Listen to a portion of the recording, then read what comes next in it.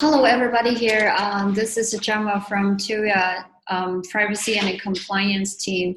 So today I'm going to give you a very brief introduction of Tuya security and privacy overview as so that you can understand what Tuya has in putting our efforts in the security and the privacy field. So in the very first beginning, I will introduce you about the security and the privacy work in Tuya. As you may aware that Tuya is focusing on the security efforts very much, and this is a very hot topic during these days. So Tuya, with 10 people in our Tuya cooperation, both from the corporate level and cloud development level, as well as privacy and compliance. Also, we have embedded hardware security teams to integrate together to develop a typical technical and organizational measures throughout the company so that we can provide secure services to both our products and services as well as for our customers. So as you may know that when interacting with our customers, we will always declare that Tuya has a very secure position and like in both our materials exchanges. For example, you may know that Tuya has obtained its ISO series certificates and GDPR validation programs attested by our third-party consulting firm, as well as CCPA, the California Privacy Act. So we are also proceeding a further step to ensure that Tuya's technical and organizational insurance of our customers' data. And you may know that Tuya, in a very granular way, Tuya has developed internal like different levels of security protection, like access control platforms, like the secure cloud development teams, and human resources security management. So all these small elements integrated to ensure that Tuya will present a very secure posture when providing the services to our customers. So we are very welcome that if any customers, they have any security or privacy questions, we are happy to answer that, and so that our customers can understand us better, and so that we can exchange our ideas and improve our services or products in a more higher level. And we are improving because our customers have higher standards in security and the privacy field. So hope that we will have further opportunities or chances to discuss further on this topic. So next phase, I will introduce the privacy requirements of mobile app. This is a very typical element that in the IoT solution when our customers come into a partnership or a cooperation with Tuya.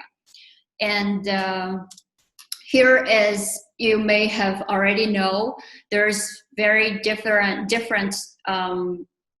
requirements from app stores when you're releasing a new version of the mobile app. And both for the Apples or for Android, Google Android markets, you have to comply with all their privacy and legal requirements. So today I will take a very deep look at the few elements about the privacy requirements rather than the security one, because security is a very typical technical one. If we have further opportunities, we can share more insights about security, very technology based. So in this privacy one, which is more aligned in the legal requirements, they posted 5 requirements in the privacy field. Here it goes. Like data collection and storage, included privacy policy, permission, data minimization, access and account signing, all these principles.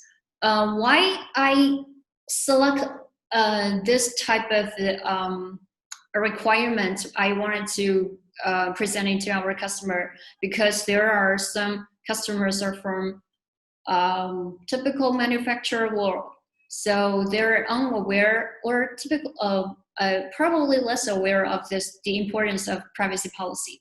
So they probably wanted to just adopt the Tuya's privacy policy or user agreement or legal statements, then integrate their mobile app, and so that they can give a very quick release of their mobile app. But this is a very inappropriate step to release their own app, because in the privacy policy, or there is any statements in the privacy policy, there is a legal entity base. It should be our customers, or if you're using the OEM solution, OEM IoT solution. So for the privacy policy, permission, and access, I will give a very deep look at all these elements. And about the data minimization, which is a very integral part of all these in the permission, access, or privacy policy. And for the fifth one, account signing, you may know that Tuya will produce a new visitor mode in the app for users that just wanted to take a brief look at the app and want to know what there are basic functions of the app, rather than they would like to provide their information, personal information. So this will release in June, end of June or July. So if our OEM customers would like to use this function, then probably you can develop this functionality into your mobile app. And data use and data sharing. Data use is about the whole life cycle of the data, the whole data life cycle, from the collection, generation, till how to process all these data, and in the end, how to destruct or return all these data to our customers. And about data sharing is about how to share all these data to our third parties or affiliates, and what are those purposes for this data sharing. And why Apple lists out a simple element of health and kids, because in these days, health data are very common seen in most of the apps. And even Apple has its own health data analysis. And for Tuya's services and products, we also release some of the health data products. So this can be seen that it is very important. And kids, every app can must have a kid protection mode. Like in the privacy policy, you have a children's right, or if you do, it is essentially a mobile app targeting at the kids. You have to embed a mode or function to switching from the adolescent to an adult mode. And location services is also very sensitive when asked by our customers very often. So all these data are taken out for attention, must have its reason. So I will give a very brief, very deep dive of the principles to look at all these elements that our daily IoT solutions will have. In the first place, it's about the principle of transparency, choices, and control. You may see that in the first place, it's about the privacy policy, a privacy statement. You may not see that you may see that privacy policy has its legal effect. When delivering to our individual users, it has legal basis for collection of data, process of data, and using of these data. So so I would like to deliver the information that as an OEM customer or customize the solution relationship between Tuya and our customers, you may need to put your efforts very carefully and prudently to write this privacy policy. For example, you have to make our individual users too easy to discover this privacy policy, for example, in the landing page, and easy to access the privacy policy when you entered into the app. Rather, in domestic market, like in China, mainland China, we have a requirement of less than 4 steps, and it was required mandatory by some of the regulations.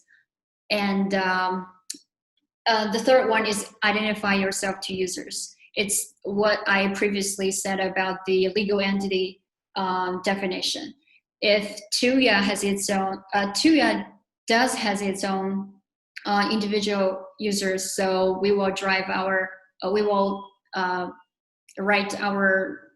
privacy policy in that way. And if some of the OEM customers have their own standard or their own specific requirements of drafting this privacy policy, then you may list them out in another specific or expressed ways. And easy to comprehend. It is a very simple for the users to understand. Highlights, language preferences, or terminologies. Less terminologies will be better. The less the better, because the individual users probably face this products or services. They may not know what particular services you're delivering to them, so that they can understand that better, and then they can adopt all these, they can understand all these, and further they can execute their individual rights. And the fourth one, purposes, approaches, or scope. Why you collect all these data and how you collect all these data through the mini SDK by third parties, or directly register an account. All these types of ways can be multiple ways of collecting of data. And scope, only support for the defined services, defined scope. And a proper measure to inform users with regards to material changes. Even if you don't think it's a material change, but you would like to know, you would like the individual users to know about this change, then you can make this a prompt, or just this push notification, or just a message notification in the app, so that they can click into the link and see more about this privacy changes. And there is a permission setting. This will be also elaborated in the later session, but just let you know that this is very fundamental. And for sensitive data like ID number, bank account, health data, Tuya does have collected health data, so we need to point that out for this health data. And some other like geolocations or some camera videos, some of the services may enable all these videos reported or transmitted back to the cloud. Then we have to let the users know all these data, how transmitted to back office. And the negative and the positive means that positive, because these are very easy to understand, but the negatives are very easy to be missed. So I named here so that everybody can understand the negative is something that you need to put more attention on.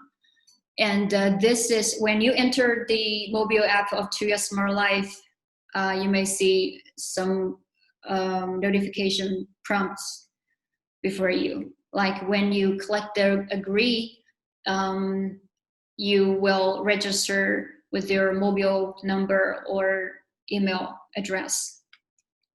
And you may see that here is already clicked the I agree what, because this is the second choice that user will make.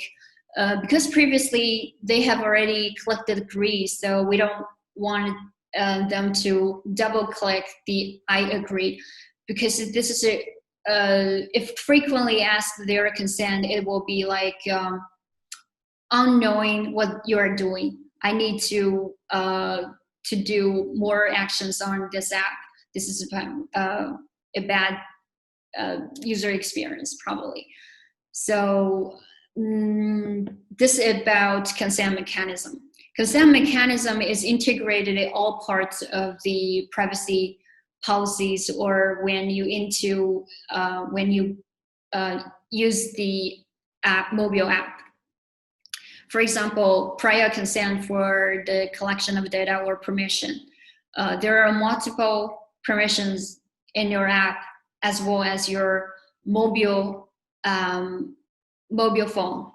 So, and if you collect the data, or if the user disagree to collect their data, for example, the geolocation or collect the album, but you suspiciously still collected this type of data, this is a kind of obeying the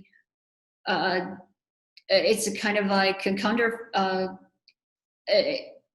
a very malicious act to the agreement with the users, and frequent asking the consent may interfere user agreement. So there might be a second thought for such consent mechanism. And this scope as well as the authorization, this is also a very fundamental. A particular data inventory only supposed to support a defined purposes. And default consent, even though you may see that the previous page that I agree also have been ticked, but this is not about default consent. Default consent is about you never ask the users for consenting the privacy policy. Then it's just entering to the app and browse through the app, never asking them for such information. And there is change permission setting on the mobile without user's action. It's like you will secretly change its permission, previous choice, and whether it's when it's resetting the app or upgrading the app. So this is a very typical malicious doing in previous market. I say a few years ago in China, there might be some apps that will do things like that. And no silent secret updates. Like if you, in one hand, if you update the privacy policy very secretly, and which including some material changes, and never let the users know, this is a violation. And if you upgrade the app and changes its permission, it's also a violation. And it's about next is about targeting market message. And if you embedded the targeting message, marketing message, but no non-marketing market message like improvement of the some of the features or functionalities, this is not okay. And next one is about misleading. This is kind of a manipulation. and forcing people to consent on these data if you don't agree that any of the functionalities or features of the app will not be enabled. This is quite a rule. And provide means of revoking or opt out the consent of processing data.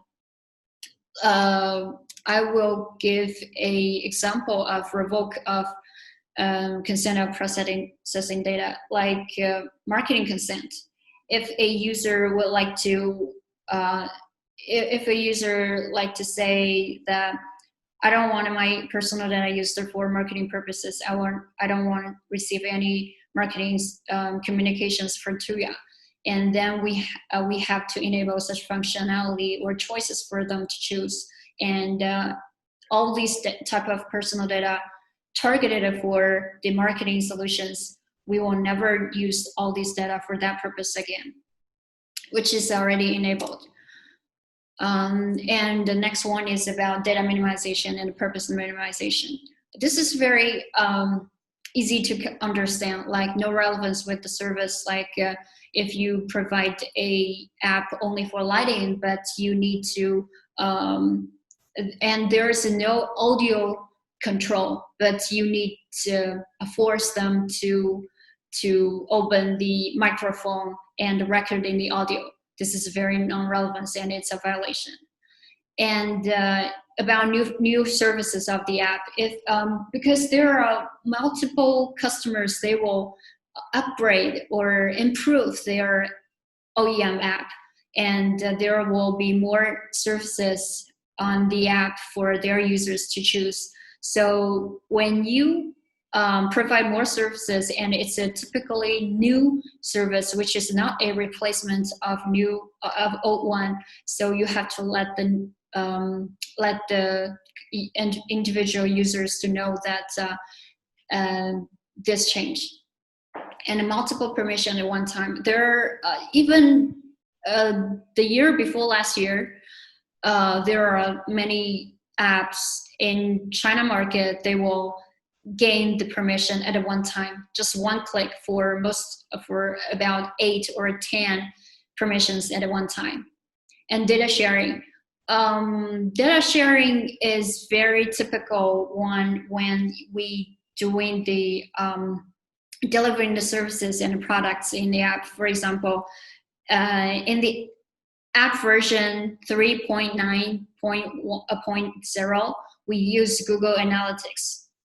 And we never know that Google Analytics will secretly gathering personal data, or even not called personal data, because like app version or a push ID or some other information, they will secretly transmit back to Google backends for further processing. And there is a news recently that called that Google Analytics will do that, but we never know. So after 3.9, we changed the Google Analytics, and we never used Google Analytics since that version. And unfortunately, we avoid this problem. And embedded third-party application, without tolling transfer. So in the privacy policy, you have to name them out, or even offline when a user requests such information about third-party data sharing, you have to name them out. Who we would share all this data with. This is a individual rights. I don't know whether some of the customers, individual customers, or even you will execute these individual rights. Sometimes when I use a new app, I would choose to send emails to asking for some information, just like to luring or cheating them that I'm using their app or their products, and to see how they will react to my individual rights. Hopefully, most of them respond very correctly and very responsively, provide a sufficient and satisfactory result. So and in Tuya, we do have developed a procedure of handling these individual rights, and most of the security and or privacy legal teams from our customers, they will ask how Tuya can support them to respond to all these individual rights. So probably we can share with you offline, but at the current stage, I will just name a few basic elements in this process. For example, an individual wanted to rectify their personal data. They can just rectify their personal data in their by operating their mobile app. And when delete a particular type of personal data or delete account, they may come to us, like sending the email to the privacy office, and then we will automatically on the machine, on the cloud service, we will do the removal for them.